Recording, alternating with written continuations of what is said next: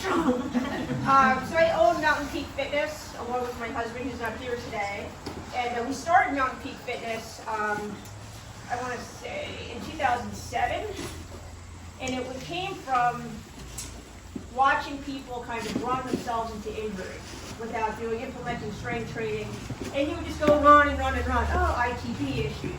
Oh, this issues. And like, we have to do something. We have to take our strength and conditioning knowledge and create a better athlete. So Mountain Peak Fitness was born. Today we're going to go through drills that are kind of core exercises. Most of you probably all do core exercises. Raise your hand. Good. So throughout your running career, really, it's important to keep your core strong and your hips strong.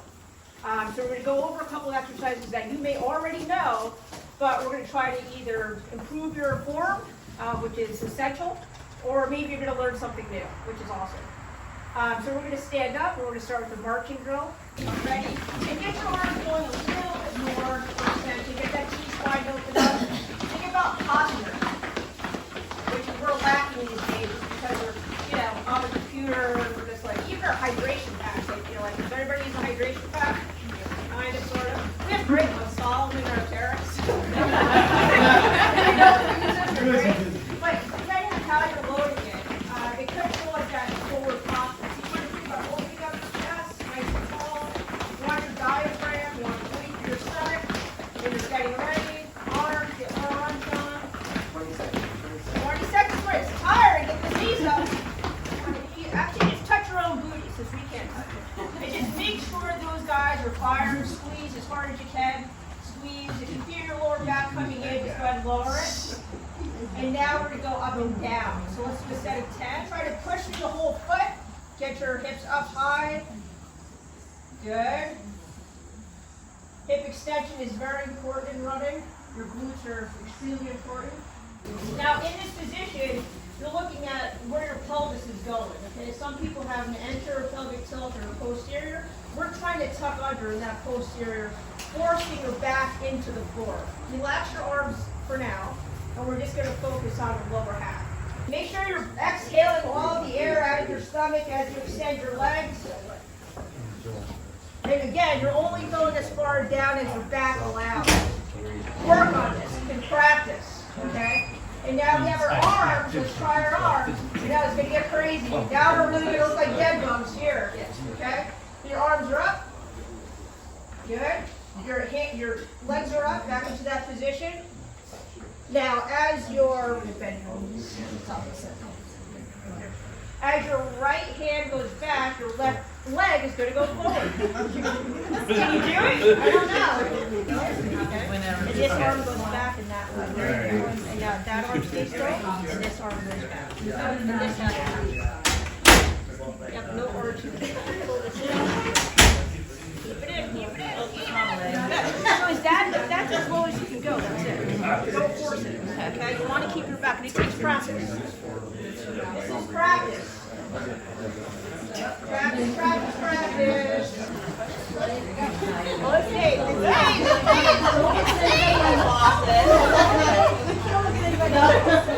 So it's similar to the actual dead bug, the opposite arm leg extension. Okay? So the same. So you're on your knees. Your right hand is going forward, and your left leg is going back. Good. Good, nice. So don't overextend your legs at all, and don't turn your hips. Yeah, try to keep your hips down, so flat. There you go. Yeah, you don't want to be arching up. Tuck under slightly, so if you feel you want neutral spine. Nice. Good.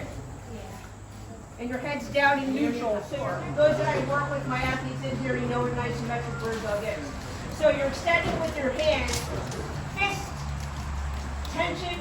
So we're going to come around and try to move your arm, and we're going to come around and try to move your leg. And you're trying to hold this for at least 10 seconds. Again, it's like getting your core firing and building that pressure within your core so you can take that into whatever you're doing, and next it's going to be running. Okay, so let's give it a try. So you're going to make a fist, and you're really going to extend, and you're holding it. So it's 10-second hold. There you go. And If we come and try to push you down, you just make sure you have more tension in the core. Good. Nice. Okay. There you go. That's Keep that tension. Squeeze your glutes. Glutes, glutes, glutes. Everybody? And down, relax. Okay? So building that tension again, if you feel the difference, kind of when you squeeze your glutes and you're building tension through your core, the difference that makes when you're holding the plank. Okay? Instead of holding this, like if you take this exercise into your normal daily life, do it in repetition. So you're going to come up and try and hold and build pressure for 10 to 15 seconds. You're going to release and then do it again. Okay? So let's try it one more time. So let's go ahead and go back into your marching drill, and then after this, you have a couple of minutes to grab your stuff, and we're going to go running. Speed garage. All the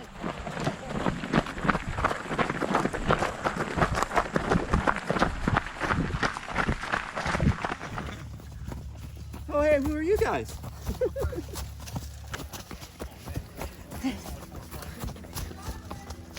Hey. There you go. Come on, Mama. Power hike up there. Working on power hiking. Check it out. This is the swag you get if you come to the Salomon trail running camp with Arc'teryx, obviously. Look at that. Got some nice tense rides going. Those are dope. Let's see what else is in here. We have a water bottle. Oh, sweet. Soft flasks. And a sweet top. That's an Arc'teryx top. Nice. Sweet. Awesome. Here's the scene. Everybody say hello. Hello. Getting ready. Yes.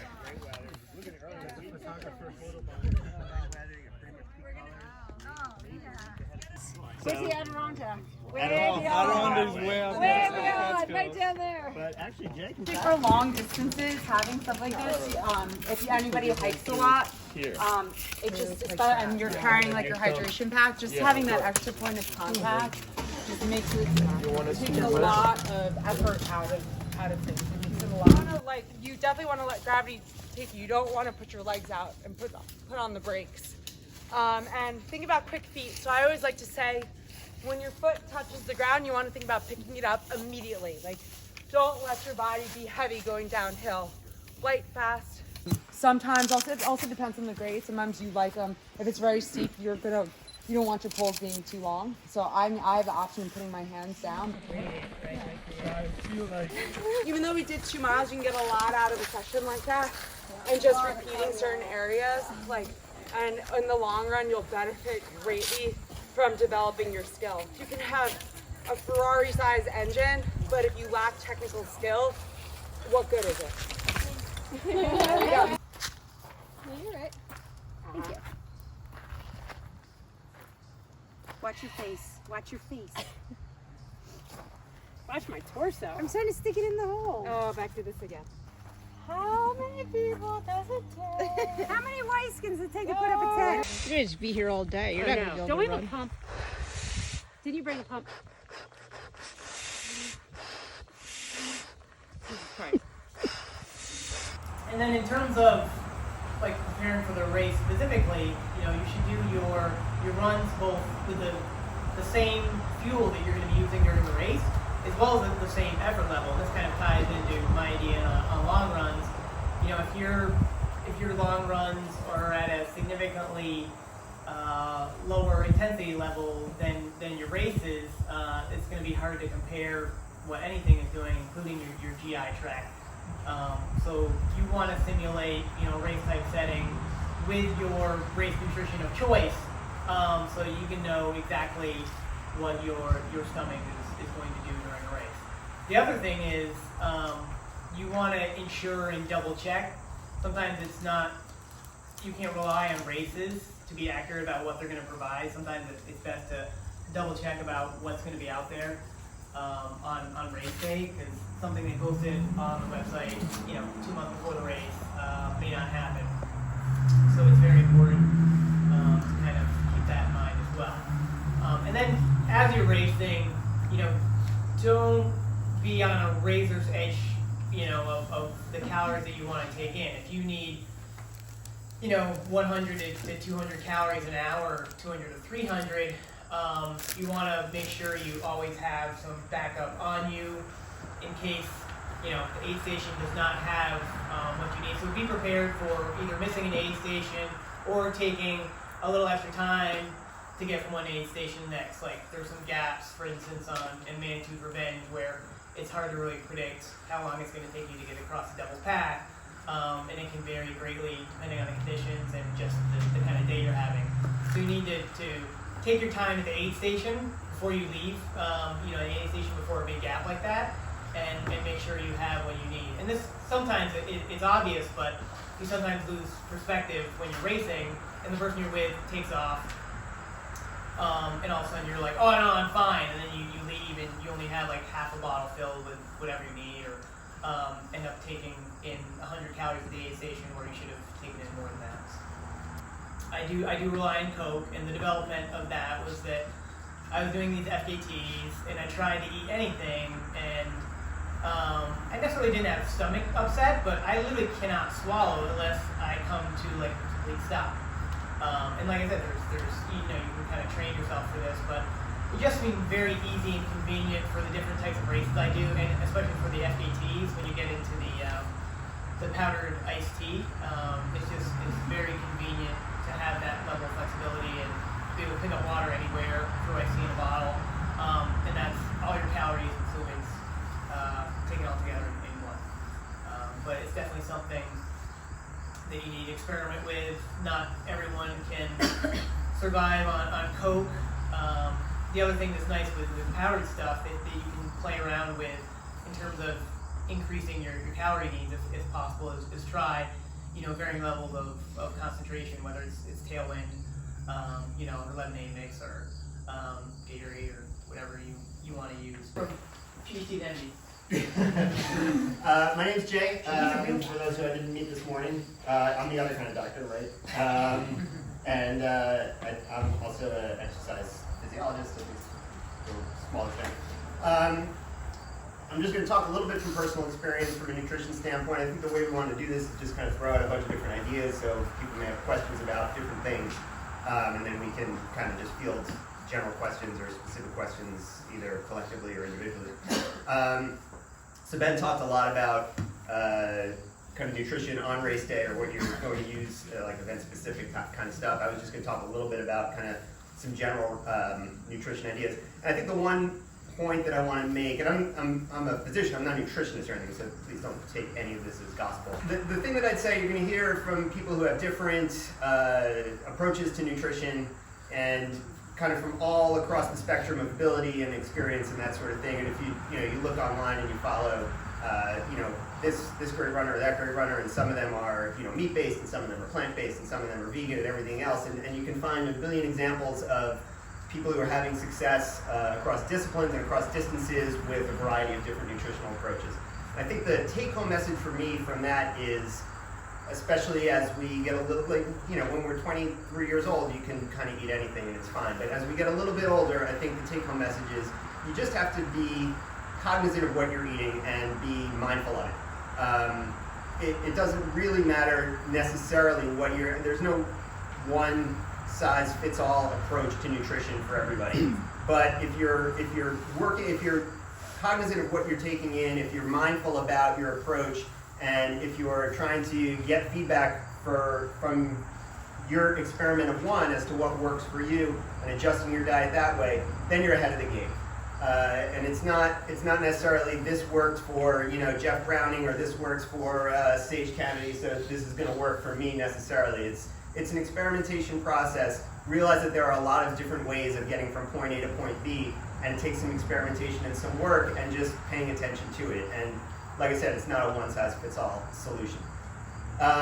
From my own perspective, I can offer a little bit of advice on what people call keto, or low-carb, high-fat, or optimized fat metabolism, or there are a bunch of different names for it. So I was a low-carb, high-fat disciple for the last kind of 4 to 5 years, and recently went back to more of an omnivorous diet.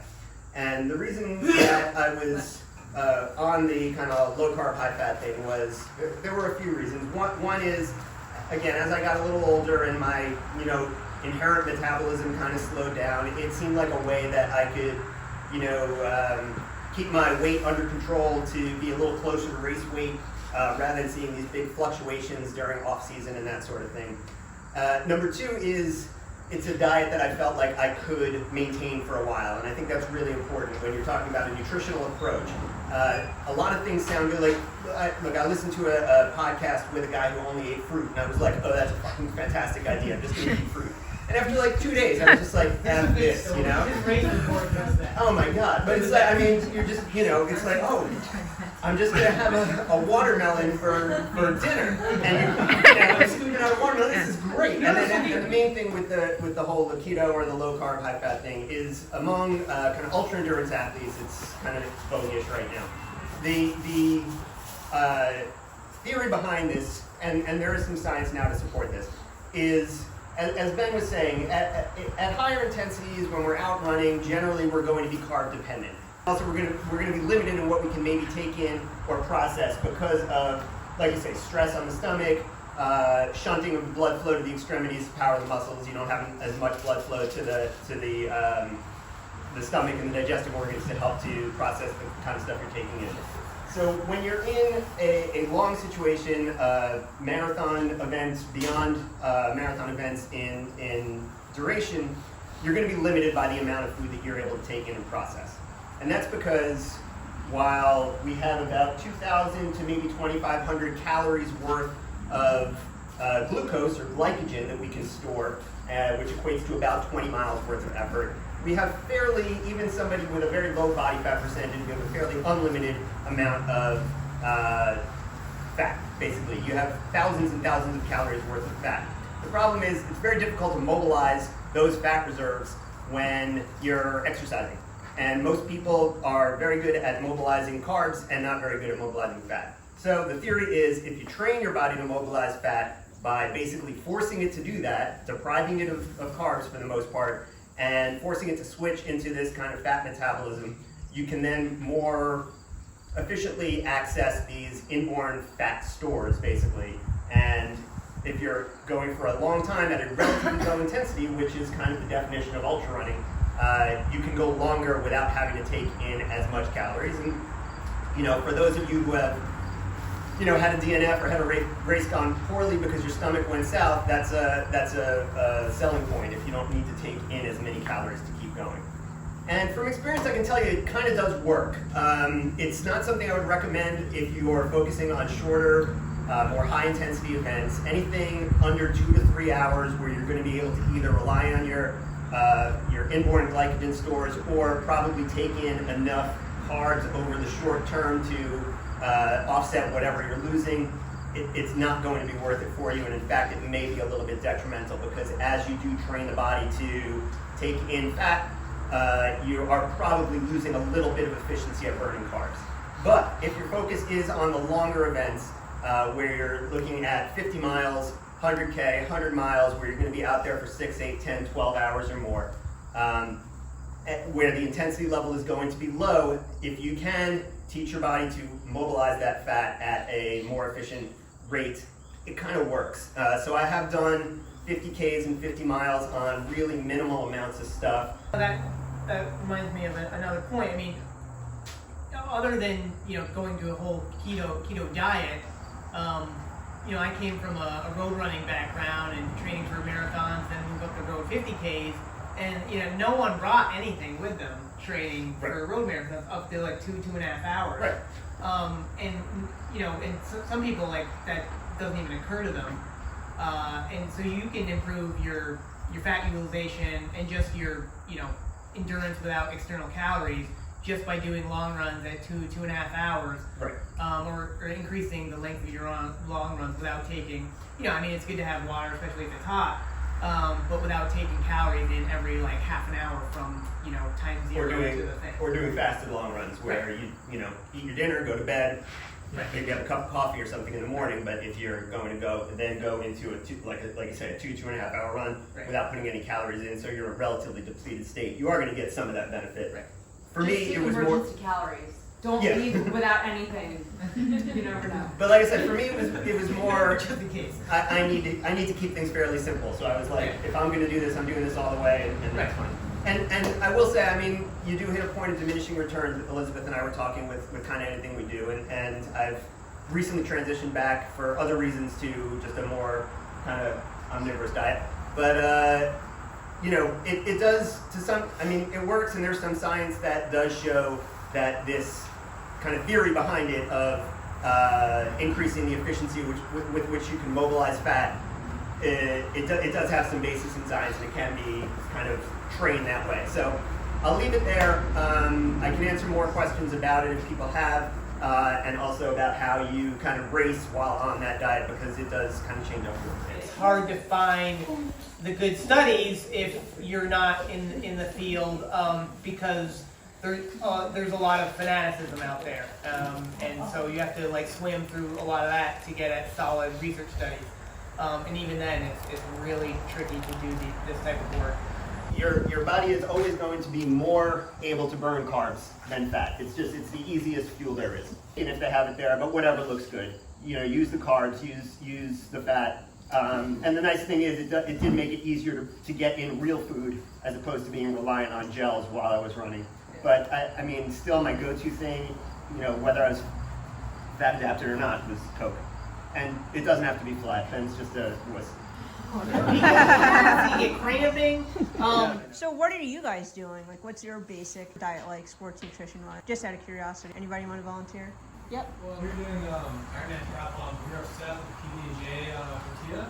You got the fat, the sugar, and tortillas are pretty easy to digest. And like 100-mile bike ride, it down like 3 or 4, and that was really it. Like when you're going like 11 hours, like you don't want to do all gels because by the end of it, your stomach's like, what the F? But you end up taking a lot of calories on your bike, right? Yeah. As much as possible. Yep. So the Because trail food's just running, sitting there on your run. Exactly. you cramp. yeah. So you kind of plan ahead for that, and give yourself the best chance of digesting all of that. So with running, and we mentioned that on our run today, try to either find an area time when your efforts backed off, or you're not being as mobile to take in your calories. Which is sometimes hard to find a spot for this. Like it may be an uphill when you're walking, but if your effort's too high, that can be problematic.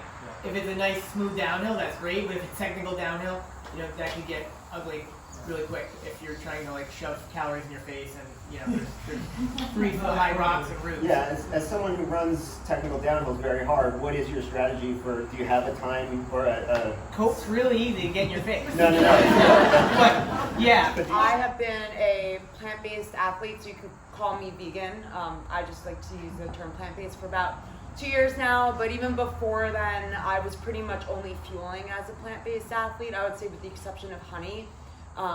Like that was the only thing. Like I did a lot of like the honey waffles. Really what I eat a lot of is I don't eat as much sports nutrition. I generally do use water or Red Bull, but I don't use a lot of powders. I prefer real food. I used to do a lot of gels. Gels are like an emergency like backup. I always just have 1 or 2 on me because they're light and they have a lot of calories in them.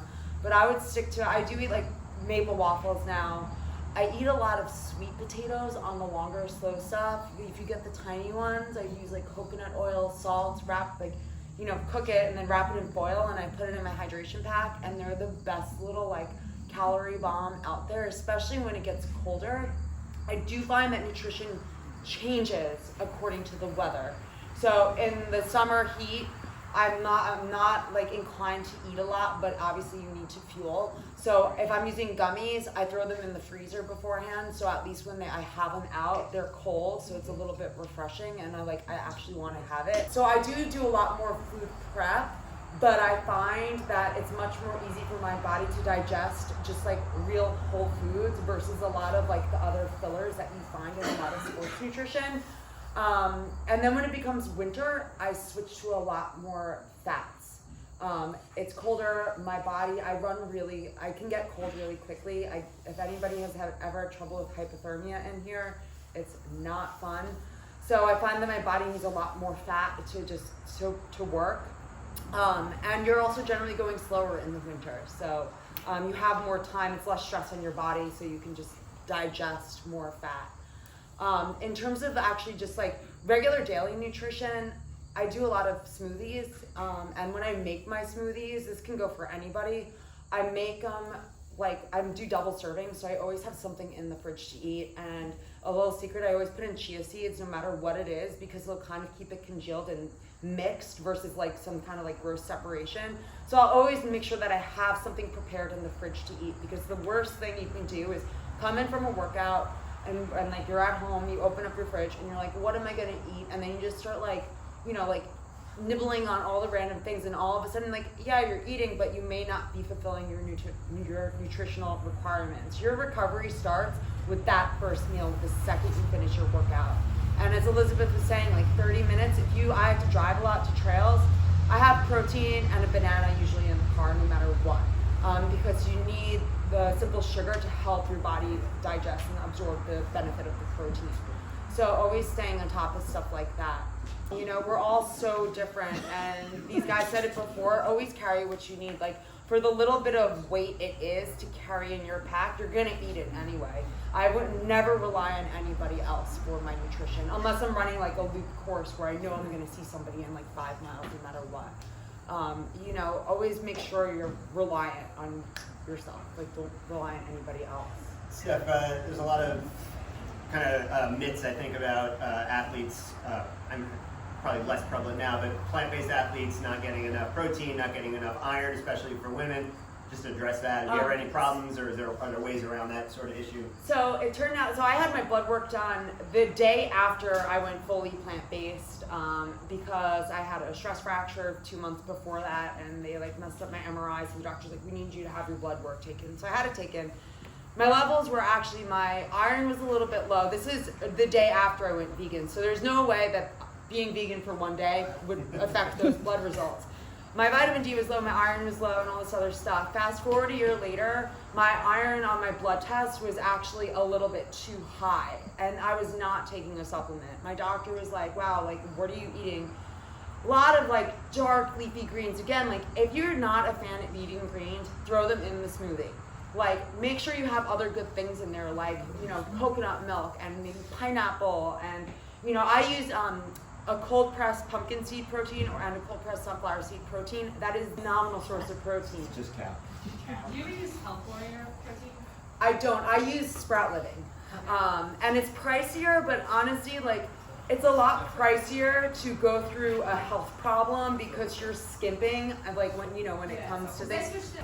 Like, that's how I get my nutrients. My blood work is like kudos to myself, but my blood work looks really good. But I honestly wasn't sure going into that appointment if it was going to be good.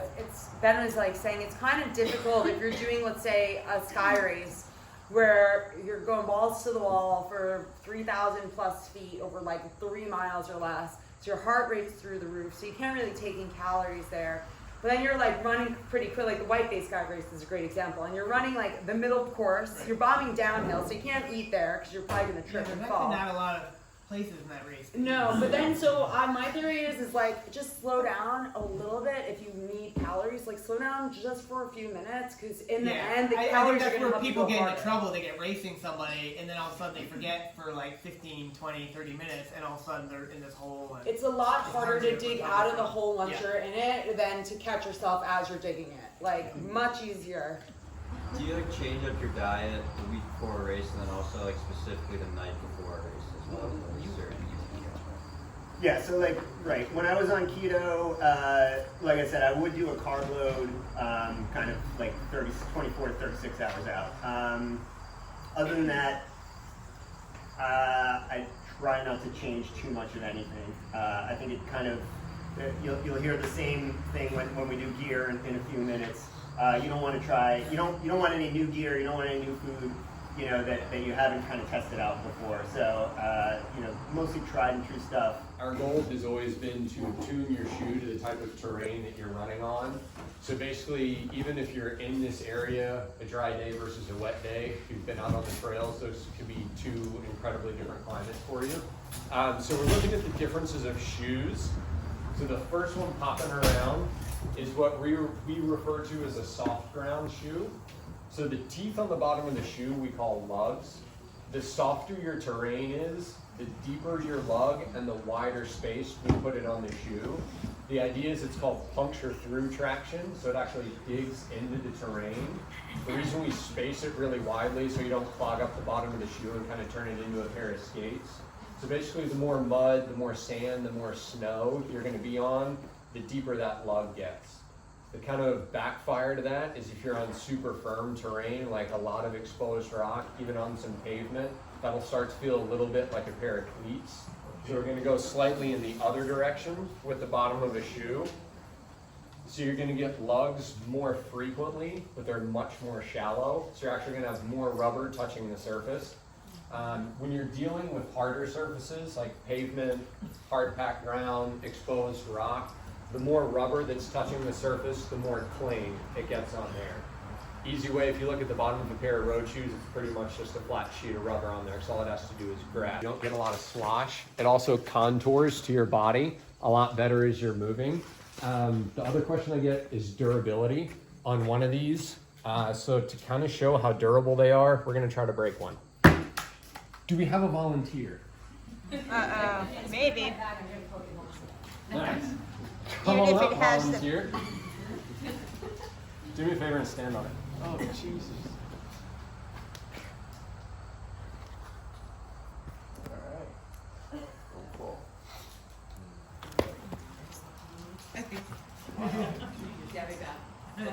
If he had the plastic on.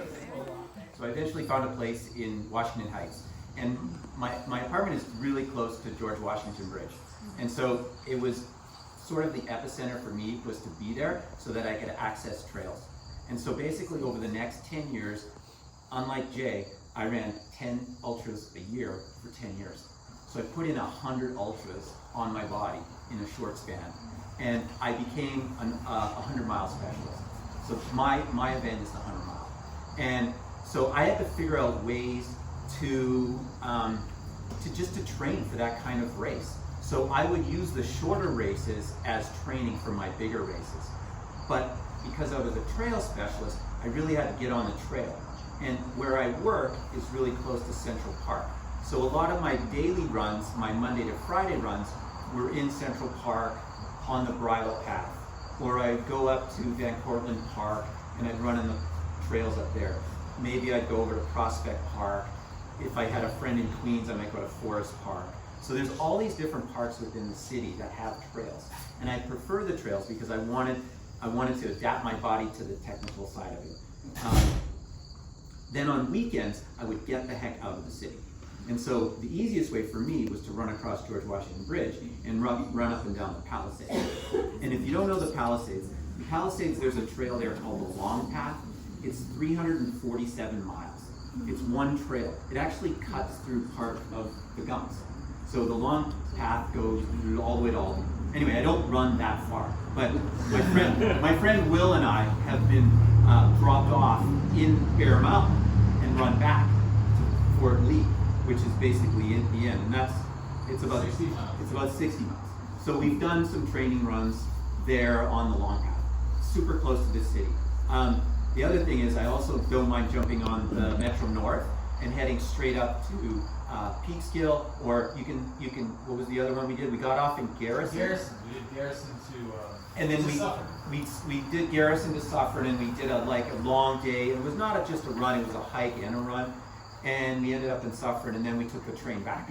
So there's ways to get out of the city where you don't need a car. So you can just take a train or take a bus. So today, Will couldn't come last night. We were here last night, so he took the bus up to New Paltz. So there's ways to get around. You don't have to have a car, but I feel like on the weekends, that's your time. If you're going to be a trail specialist, you need to get out on the bigger trails. You need to experience the climbs. So one of the big things that I've learned to adapt to my training is stairs. So in my work building, we have 12 flights. So I like to run the stairs in my building, and that's how I got stronger when it comes to these climbs up here. So different training. Sometimes I'll do one step at a time. Sometimes I'll try to run 2 steps at a time. Sometimes I'll do jumps where I'll jump 3 steps at a time. Sometimes I'll just walk. like I'm just too tired and I'll just walk the 12 flights. But I'll definitely, during the week, I'll spend 2 or 3 sessions where I'll just get to work on the street. I'm just gonna go up and down the stairs. And the whole time I'm thinking, I'm training for this, I'm training for that by using the stairs. So it's another, you know, you're trying to trick yourself into this kind of adaptation. If you do live in this city, they do have a race once a year in February called the Run Up. And it's actually a race up the Empire State Building to the top. It's kind of tricky to get into because there's a bit of a lottery. I did it once, and it was, the bad thing about it was the stairwells are really dusty, so you kind of need to wear a mask because you're just picking up all this dust. So did it one and done. It was checked it off. But so stairs is one thing you need to do. So if you're going to be a trail runner in the city, you need to do stairs. Another thing that I'm not a big fan of the treadmill. Like, I'd rather be outside in nature as a trail runner, but there's definitely times in the summer when it's like 90 degrees outside or humid, I'll be inside on a treadmill, or there's times in the winter where it's just too cold or too icy, I'd rather be on a treadmill. But I think the other thing that we mentioned earlier was, one thing that I do is I actually hike a lot. So on those weekends that I was saying, like if I'm doing these runs in the city, on a Saturday, Sunday, I might do a 20-mile run on a Saturday, but Sunday I might do a 20-mile hike. And for me, a hike is almost just as beneficial as training. And it might be that I'm not going that fast, but I'm utilizing uphill and downhill. Maybe I'm in Harriman State Park, maybe I'm Bear Mountain, maybe I'm up here, but I'm still on my feet. And to do a 20-mile hike takes a heck of a lot longer to do than a 20-mile run, so your body is still adapting to those kind of stresses. Yeah. Awesome.